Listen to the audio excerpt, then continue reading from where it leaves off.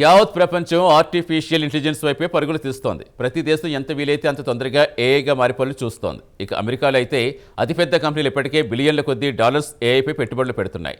అదే సమయంలో పెద్ద కంపెనీలను ఉద్యోగులను ఎడాపెడా తీసేస్తూ ఉద్యోగుల గుండెల్లో రైలు పరిగెత్తిస్తున్నాయి.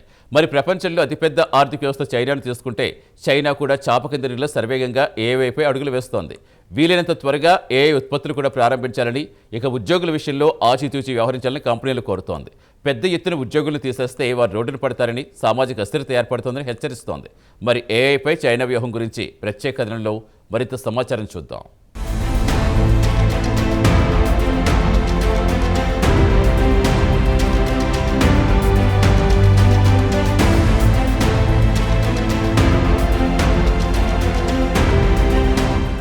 ప్రపంచవ్యాప్తంగా ఐటీ కంపెనీలు ఆర్టిఫిషియల్ ఇంటెలిజెన్స్ వైపు పరుగులు తీస్తున్నాయి. అమెరికాతో పాటు ఇండియాలో కూడా ఐటీ కంపెనీలు బిలియన్ల కొద్దీ డాలర్లు ఏఐపై పెట్టుబడులు పెడుతున్నాయి.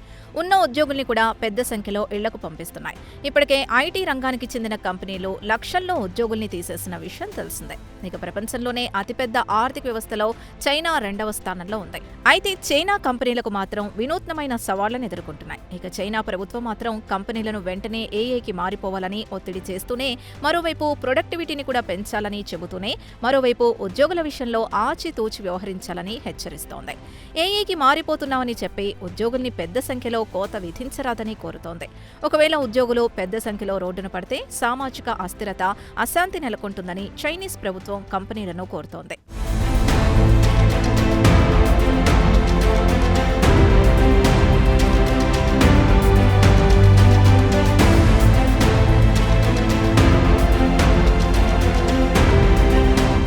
ఉద్యోగుల విషయంలో కంపెనీలు ఆచితూచి వ్యవహరించాలనేది ప్రభుత్వం ఆలోచన. అయితే హాంగ్జో కేంద్రంగా పనిచేసే ఒక అతిపెద్ద ఇంటర్నెట్ కంపెనీ యాజమాన్యం ఏఐ టూల్ ఓపెన్ క్లోను వినియోగిస్తోంది. దీంతో కంపెనీ యాజమాన్యం పెద్ద సంఖ్యలో ఉద్యోగుల్లో కోత విధించింది. ఇక ఇదే ఇంటర్నెట్ కంపెనీ యాజమాన్యం రిక్రూట్మెంట్లను తగ్గించింది. ఏఐ టూల్ వినియోగం పెంచింది. కాగా చైనీస్ కంపెనీలు క్రమంగా ఏఐకి మారిపోవడంతో యాజమాన్యాలు కూడా అదే వేగంతో ఉద్యోగుల్ని తగ్గించే పనిలో పడ్డాయి. అయితే ప్రపంచవ్యాప్తంగా దాదాపు అన్ని పెద్ద కంపెనీలు ఏఐకి మారిపోతున్నాయి. అయితే చైనా కంపెనీలు కూడా అదే వేగంతో మారిపోతున్నా చైనా ప్రభుత్వం మాత్రం ఏఐకి మారిపోతున్నందువల్ల ఉద్యోగుల్లో కోత విధించరాదని కంపెనీలపై ఒత్తిడి పెంచుతోంది. దీంతో చాలా మటుకు చైనీస్ కంపెనీలు పెద్ద సంఖ్యలో లే ఆఫ్ల జోలికి పోకుండా తక్కువ సంఖ్యలో లే ఆఫ్లకు పాల్పడుతున్నాయని వివిధ రంగాలకు చెందిన ఉద్యోగులు రాయిటర్స్ వార్తా సంస్థకు వివరించారు.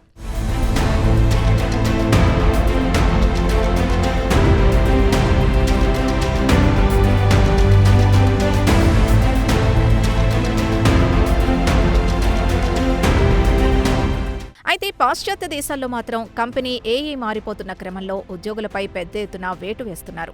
ఉదాహరణకు మార్క్ జుకర్బర్గ్కు చెందిన మెటా కూడా పెద్ద సంఖ్యలో లే ఆఫ్లు ప్రకటించడంతో గ్లోబల్ మార్కెట్లో పెను ప్రకంపనలు సృష్టించింది. అయితే దీనికి వ్యతిరేకంగా చైనాలో మాత్రం భారీ సంఖ్యలో లే ఆఫ్లకు మొగ్గు చూపడం లేదు. అయితే చైనాలో ఒకవేళ కంపెనీలో ఉన్న ఉద్యోగుల్లో 10% కంటే ఎక్కువ సంఖ్యలో ఉద్యోగుల్ని తొలగించాలంటే ప్రభుత్వం అనుమతి తప్పనిసరి. అలాగే చైనా కోర్టులు కూడా ఏఐ పేరు చెప్పి ఉద్యోగుల్ని తొలగించడాన్ని తప్పుపట్టింది. ఇక కంపెనీలు కూడా రాజకీయ ఒత్తిళ్లకు లొంగి ప్రభుత్వం చెప్పినట్లు ఉద్యోగుల్ని భరించాల్సి వస్తోందని చైనాకు చెందిన అతిపెద్ద టెక్ కంపెనీ సీనియర్ మేనేజర్ రాయిటర్స్తో మాట్లాడుతూ చెప్పారు. అయినా చైనాలో అతిపెద్ద టెక్ కంపెనీలు ఏఐకి మారిపోయాయి. మార్కెటింగ్, ఫ్రంట్ ఎండ్ జాబ్స్ మొత్తం ఏఐ ద్వారానే కంపెనీలు చేయిస్తున్నాయి.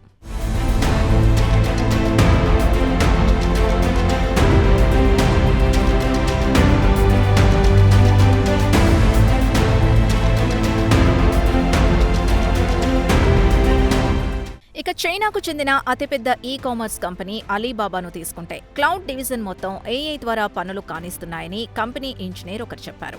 కంపెనీ క్రమంగా కోతలు మొదలు పెడుతుందని, ఒకసారి పెద్ద సంఖ్యలో లే ఆఫ్లో జోలికి పోవడం లేదని తెలిపారు.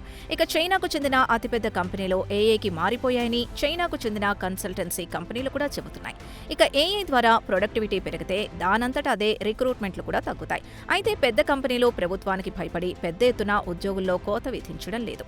ఇక కొన్ని కంపెనీలు ఉద్యోగులకు టాస్క్ ఇచ్చి ఏఐ ద్వారా ఎంత త్వరగా పని నేర్చుకున్నారో పరిగణలోకి తీసుకుంటోంది. ఏఐ ద్వారా నాణ్యమైన పనిని రాబడుతున్నారా లేదా అని కొన్ని కంపెనీలు చూస్తున్నాయి.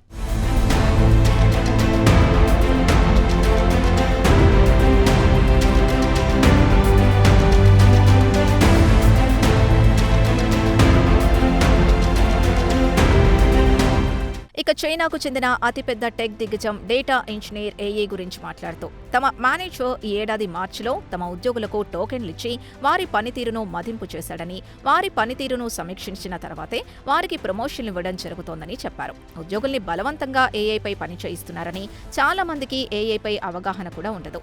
అకస్మాత్తుగా ఉద్యోగిని తీసుకెళ్లి ఏఐపై పని చేయాలంటే ముందు కంగారు పడతాడని బిగ్ డేటా ఇంజనీర్ ఒకరు తెలిపారు. ఇక ఏఐ అందుబాటులోకి వచ్చిన తర్వాత ఎంటర్టైన్మెంట్ రంగంపై తీవ్ర ప్రభావం చూపుతోంది. ఇక అతి తక్కువ బడ్జెట్ కలిగిన మైక్రో డ్రామా స్టూడియోలో ఏఐ జనరేటెడ్ యాక్టర్లతో పాటు సెట్లకు మారిపోతాయని చెబుతున్నారు. దీనికి ఉదాహరణగా చెప్పుకోవాలంటే ప్రొడక్షన్ డిపార్ట్మెంట్లో 30 నుంచి 40 మంది పనిచేస్తుంటాయి. ఏఐ అందుబాటులోకి వచ్చిన తర్వాత ప్రతి గ్రూప్లో 10 మందిని తగ్గించవచ్చు. 10 యాక్షన్ ఫిల్మ్లకు కేవలం 2 వ్యక్తులు చాలని చెబుతున్నారు. ఏఐ అందుబాటులోకి వచ్చిన తర్వాత ఎంటర్టైన్మెంట్ ఇండస్ట్రీపై తీవ్ర ప్రభావం చూపుతుందని ఏఐ రంగానికి చెందిన నిపుణులు అంచనా వేస్తున్నారు.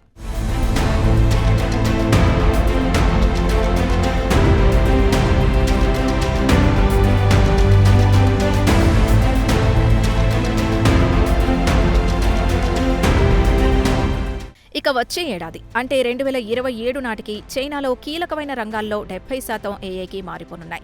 2030 నాటికి 90% ఏఐకి మారిపోతాయని ఏఐ రంగానికి చెందిన నిపుణులు అభిప్రాయపడుతున్నారు. అయితే ఏఐ వల్ల పెద్ద ఉద్యోగాలు రావు, కానీ అదే సమయంలో పెద్ద సంఖ్యలో ఉద్యోగాలు ఊడిపోయే ప్రమాదం మాత్రం ఉందని చెబుతున్నారు. అయితే చైనాలో ఇప్పటికే యువతలో నిరుద్యోగం విపరీతంగా పెరిగిపోయింది. ఇక కొత్తగా జాబ్ మార్కెట్లోకి రావాలనుకున్న వారు తప్పకుండా ఏఐపై కాస్తో కూస్తో విషయ పరిజ్ఞానం తప్పనిసరి. అయితే గతేడాది ఏఐ ఆధారిత ఉద్యోగాల్లో 74% వృద్ధి కనిపించింది. అయితే చైనా యూనివర్సిటీల్లో రికార్డు స్థాయిలో 12.7 మిలియన్ గ్రాడ్యుయేట్లు జాబ్ మార్కెట్లోకి వస్తాయి. వారిని ఎలా సర్దుబాటు చేయాలో ప్రభుత్వానికి పెద్ద తలనొప్పిగా మారింది. ఇక ఏఐ అందుబాటులోకి వచ్చిన తర్వాత మార్కెట్లో ఎంట్రీ లెవెల్ జాబ్స్ కనుమరుగవుతున్నాయి.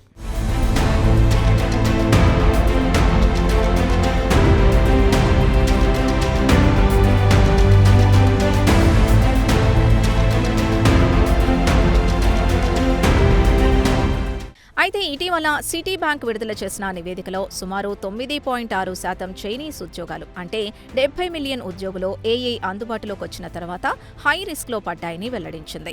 అయితే 20 ఏళ్ల వయసు వారిలో ఈ రిస్క్ 13.6% వరకు ఉంటుందని తేల్చి చెప్పింది. ప్రస్తుతం చైనా ఆర్థిక వ్యవస్థకు ఏఐ కేంద్ర బిందువుగా మారింది. ఇక ఏఐ ఒక విధంగా చెప్పుకోవాలంటే చైనా ఆర్థిక వ్యవస్థకు టానిక్లా పనిచేస్తుంటాయి. మరోవైపు ఏఐ ఉద్యోగుల పాలిట శాపంలా పరిణమించనుందని చైనా ఎకనమిస్టులు అభిప్రాయపడుతున్నారు. అయితే ఏఐకి మారితే పారిశ్రామిక ఉత్పాదకత పెరుగుతుందని చెబుతుంటాయి. చైనా మీడియాలో మాత్రం ఏఐ మీ నోటికాడ కూడు తీయదని పెద్ద ఎత్తున ఆర్టికల్స్ ప్రచురిస్తున్నాయి.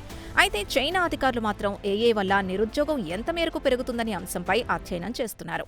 అలాగే ఉన్న ఉద్యోగులకు ఏఐపై శిక్షణ ఇచ్చి నైపుణ్యం పెంచాలనుకుంటున్నారు. ఇక కొన్ని కంపెనీలు ఉద్యోగుల్ని వెంటనే ఏఐకి మారకపోతే ఉద్యోగాల్లోంచి తీసేస్తామని హెచ్చరికలు కూడా జారీ చేస్తున్నాయి. ఇక కంపెనీలు మాత్రం ప్రభుత్వానికి భయపడి మాస్ లే ఆఫ్ల జోలికి పోవడం లేదు. అదే అమెరికా అయితే వెంటనే ఉద్యోగులకు పింక్ స్లిప్లు ఇచ్చి చేతులు దులుపుకుంటున్నాయి. అమెరికాలో అయితే ఏది జరిగినా వెంటనే యావత్ ప్రపంచానికి తెలిసిపోతుంది. అదే చైనా అయితే గుట్టుగా జరిగిపోతుంది. అదే ఇరు దేశాల మధ్య ఉన్న తేడా.